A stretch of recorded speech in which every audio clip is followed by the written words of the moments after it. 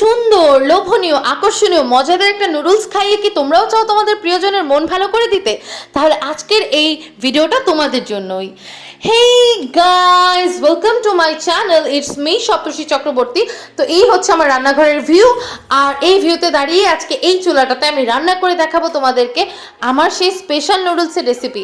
এটার জন্য আমি চুলাটাকে এখন জ্বালিয়ে নেব, তারপর আমি কড়াইটাকে বসিয়ে দেব গরম করার জন্য। এই পর্যায়ে আমি 3 প্যাকেট নুডলস সেদ্ধ করে নিয়েছি আর জলটা রেখে দিয়েছি পরে ব্যবহার করব বলে।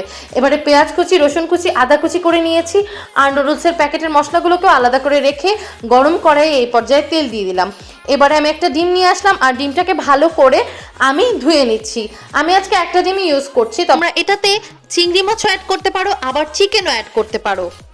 তো তেলটা গরম হতে হতে আমি কি করলাম, ডিমের মধ্যে লবণ দিয়ে দিলাম। আমি কিন্তু একবার চিকেন দিয়েও নুডলসটা রান্না করেছিলাম, সেই পিকচারটা আমি লাস্টে দিয়ে দেব। এবারে আমি গরম তেলে ডিমটাকে দিয়ে দিলাম। ইস, এত সুন্দর একটা ডিম ভাজা দিয়ে যদি গরম গরম পরোটা খাওয়া যেত। না না না, আজকে আমরা নুডলস রান্না করতে এসেছি, কেন যে ভুলে যাচ্ছি। তো ডিমের ঝুড়িগুলোকে আমি বাটিতে তুলে নিলাম। এ পর্যায়ে আমি সেই তেলেই একটা তেজপাতা আর দারচিনি দিয়ে দিলাম। তারপরে আমি পেঁয়াজ কুচি, রসুন কুচি আর আদা কুচি করে যে রেখেছিলাম সেটাকে দিয়ে ভালো করে নাড়াচাড়া করতে গিয়ে দেখলাম মনে হলো একটু তেল কম পড়তে পারে, তাই একটু তেলও অ্যাড করে দিয়েছি।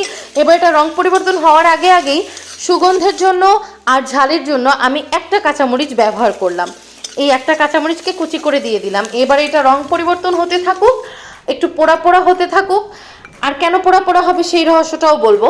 তো এবারে আমি লবণ, চিনি, হলুদের গুঁড়ো, মরিচের গুঁড়ো, ধনিয়ার গুঁড়ো, জিরের গুঁড়ো নিয়ে নিলাম। এই দেখো করে পেঁয়াজগুলো কেমন পোড়া পোড়া না? হ্যাঁ, আমি পেঁয়াজগুলোকে সাইডে সরিয়ে মাঝখান থেকে একটু তেল বের করে নিচ্ছি। এবার আমি মশলাটাকে গুলিয়ে নেওয়ার জন্য সেই সেদ্ধ করে রাখা যে জলটা রেখেছিলাম না নুডলসের, বলেছিলাম ব্যবহার করব, সেটা 10 থেকে 12 চা চামচ দিয়ে ভালো করে মশলার সঙ্গে মিক্সড করে নেব। একদম পাতলাও হবে না, একদম ঘনও হবে না, এরকম একটা কনসিস্টেন্সি আসলে সেই গরম তেলের মধ্যে এটাকে দিয়ে দেব। এবার বলে দিচ্ছি কেন আমি পেঁয়াজটাকে পোড়া পোড়া করেছি। এতে করে নুডলসের স্বাদটা একটু আলাদা হবে আর নুডলসের কালারটাও দেখতে বেশ আকর্ষণীয় হবে। এই হচ্ছে আসল রহস্য। তোমরা আবার ভেবো না যে আমরা রান্নায় মনোযোগ নেই, তোমাদের মতো নাকি গো। তো এই পর্যায়ে আমি সেই সেদ্ধ করে রাখা একটু জল নিয়ে তাতে টমেটো সস মিক্সড করে দিয়ে দিলাম হচ্ছে কড়াইয়ে। আর তার সঙ্গে এখন আমি ভাবছি যে আর একটু জল অ্যাড করে দিই, তাহলে এটা একটু মাখা মাখা হবে। আর যখন তেলটা ছেড়ে আসবে জলটা কিন্তু টেনে যাবে, এতটা জল থাকবে না। এ পর্যায়ে আমি একটা প্রাণের চাটনি নিয়ে নিলাম। প্রাণের চাটনিকে সেই নুডলসে সেদ্ধ করে রাখা যে জলটা, হ্যাঁ হ্যাঁ গো, সেই জলটাতে মিক্সড করে আমি দিয়ে দিলাম। এ পর্যায়ে একটা প্যাকেট মশলা আমি সুন্দর করে আবারও সেই জলটা, হ্যাঁ হ্যাঁ ঠিকই ধরেছো, সেই জলে সুন্দর করে গুলিয়ে আমি এবার কড়াইয়ে সেই মশলার মধ্যে দিয়ে ভালো করে মিক্সড করে নেব। এটা আমার সম্পূর্ণ নিজস্ব রেসিপি, তাই আমার যেভাবে ভালো মনে হয়েছে আমি সেভাবেই করেছি। কারো কাছে খারাপ লাগলে আমার কিছুই করার নেই। এই পর্যায়ে আমি টমেটো কুচিগুলোকে দিয়ে দিলাম। টমেটোগুলো কিছুটা আস্ত থাকবে আর কিছুটা গলে যাবে, এটাই এই নুডলসটার মজার একটা ব্যাপার। তো এই পর্যায়ে আমি দিয়ে দিলাম ডিমের ঝুড়িগুলো। যদিও আমি অর্ধেক ডিমের ঝুড়ি খেয়েই ফেলেছি রান্না করতে করতে।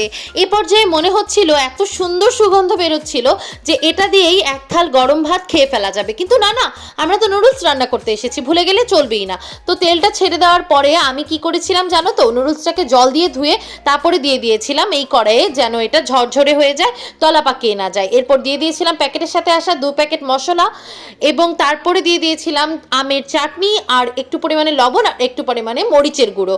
এতে করে ঝালটাও পারফেক্ট হবে আর লবণটাও পারফেক্ট হবে।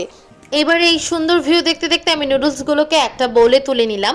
আমি কিছুটা খাবো আর আমার হাজব্যান্ডের জন্যও রেখে দেবো। সে অফিস থেকে এসে খেয়ে আমাকে যা প্রশংসা করেছে না, কি আর বলবো। তো এবার আমি একটু কাঁচামরিচ দিয়ে নুডলসটাকে ডেকোরেশনও করে নিলাম আর একটু সসও দিয়ে দিলাম। তো আজকের আমার এই নিজস্ব নুডলসের রেসিপি কেমন লাগলো কমেন্ট করে জানাতে ভুলবে না। আর যারা বাসায় ট্রাই করবে তারাও আমাকে অবশ্যই জানাবে। এই নুডলসটা একদিন আমি চিকেন দিয়ে করেছিলাম, সেদিন আমার হাজবেন্ড এই নুডলসটা রান্নাতে আমাকে হেল্প করেছিল, সেই পিকচারটাও আমি লাস্টে অ্যাড করে দিলাম। এটাও বেশ মজা হয়েছিল। Thanks for watching, take love.